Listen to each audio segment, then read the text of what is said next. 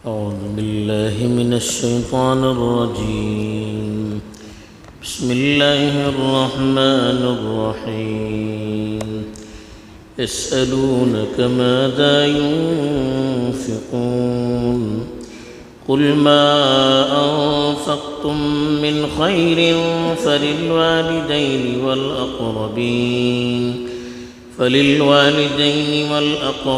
واليتامى والمساكين وابن السبيل وما تفعلوا من خير فإن الله به عليم. الحمد لله والصلاة والسلام على رسول الله من والاه أما بعد. پچھلی آیت میں ایمان والوں کو اللہ تعالیٰ نے حالات کا مقابلہ کرنے کی دعوت دی تھی اور پچھلی تاریخ اور پچھلی قوموں کے واقعات سے سبق لے کر اپنے اندر حوصلہ پیدا کرنے کی طرف بھی اشارہ کیا گیا تھا. اب جو آیت تلاوت کی گئی ہے اس میں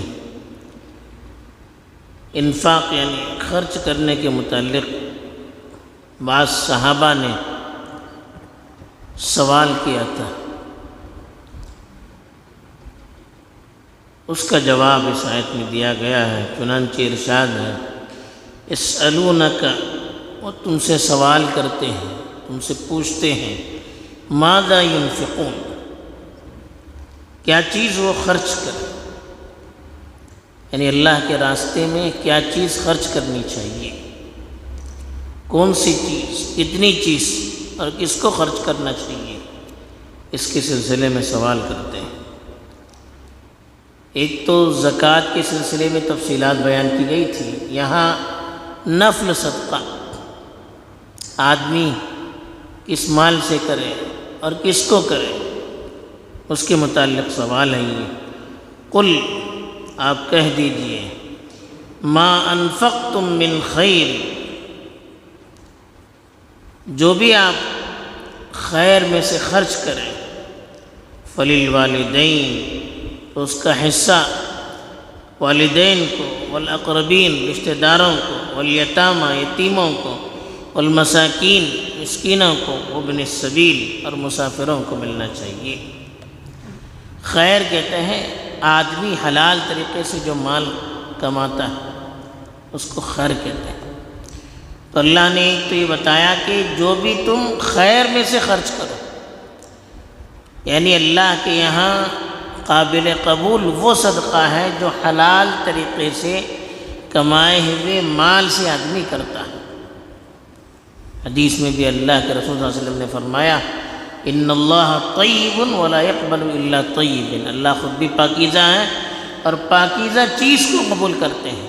ہم غلط طریقے سے کمائیں گے تو جتنا بھی چھائیں صدقہ کریں اللہ کے یہاں اس کا کوئی حساب نہیں ہوگا، اللہ کے یہاں وہ قابل قبول نہیں ہوگا. تو اس لیے پہلے ہی کہا وما انفقتم من خیر، آپ جو کچھ بھی خیر میں سے خرچ کرو گے، یعنی حلال طریقے سے صحیح طریقے سے جو آپ نے کمایا ہے اس مال میں سے جو بھی آپ خرچ کرو گے اس میں کن کو آپ کو دینا چاہیے، کن کا خیال رکھنا چاہیے. اس میں پہلا جو حصہ بتایا اپنا والدین، اپنے والدین کا حصہ، اس لیے کہ والدین کی جو خدمات ہیں، والدین کی جو حقوق اور احسانات ہیں، اس سے بڑھ کر اللہ اور اس کے رسول کے احسان کے بعد دنیا میں ہم کسی کے احسان کا تصور بھی نہیں کر سکتے.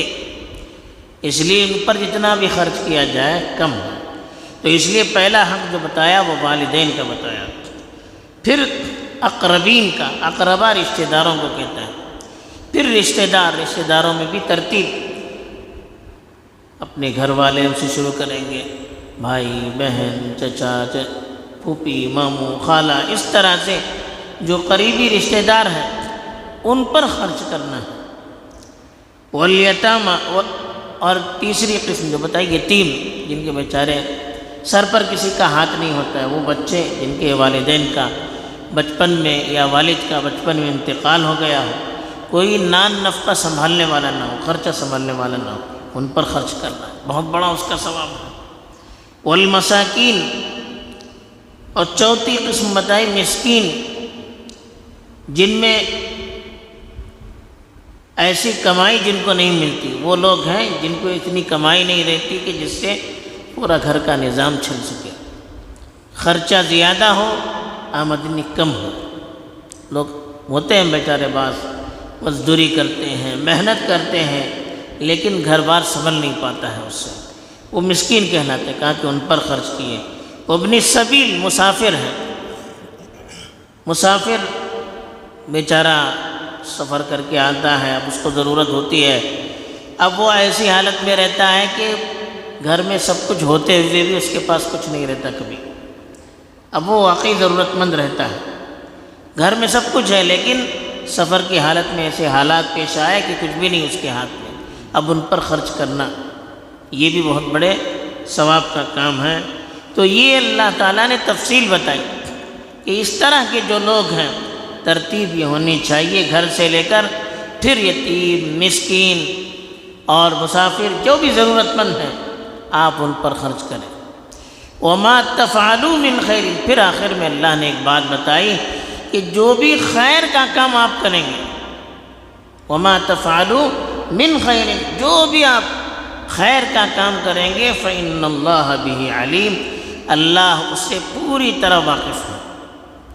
ہم کچھ بھی کریں گے اللہ سے کوئی بات چھپی ہوئی نہیں، کھل کر کریں، چھپ کر کریں، اللہ کے لیے کریں یا دوسری نیت سے کریں، بڑا کام کریں، چھوٹا بھی کریں، کچھ بھی کریں، کسی طرح بھی کریں، اللہ تعالی ہمارے ہر عمل سے واقف ہیں۔ یہ آخر میں ٹکڑا لگا کر اللہ تعالیٰ نے یہ بتا دیا کہ دیکھیے جو بھی کرو اللہ کے لیے کرو، صحیح مال سے کرو اور اچھے جذبے سے کرو، اس لیے کہ اللہ تعالیٰ دل کی کیفیتوں کو جان کر اس کے مطابق ثواب دیتا ہے۔ اچھی نیت ہوگی تو اچھا ثواب ملے گا، اچھی نیت نہیں ہوگی سب کچھ خرچ کرنے کے باوجود کوئی ثواب نہیں ملے گا۔ اخلاص کی تعلیم دیتے ہوئے آیت کو ختم کیا ہے۔ اللہ تعالیٰ ہمیں خرچ کرنے کی بھی توفیق دے اور اخلاص بھی نصیب فرمائے، آمین۔ وآخر دعوانا الحمدللہ۔